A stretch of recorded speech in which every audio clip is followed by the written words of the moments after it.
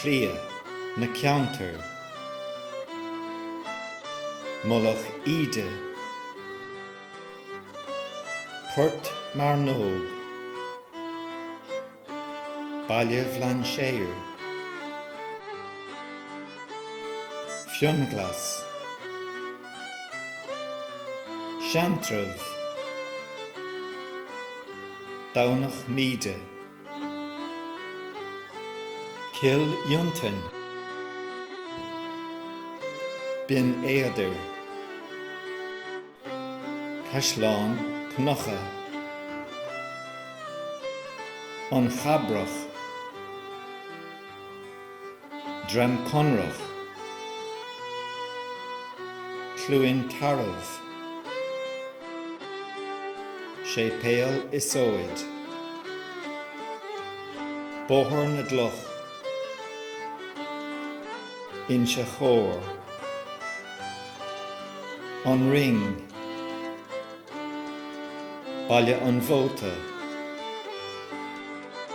Cronglin, Rá Muinish, Camwig, Rá Garav,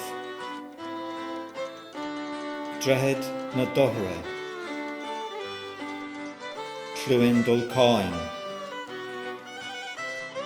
Tír an Uair, Clúin Sceath, An Charig Rov, Tamalog,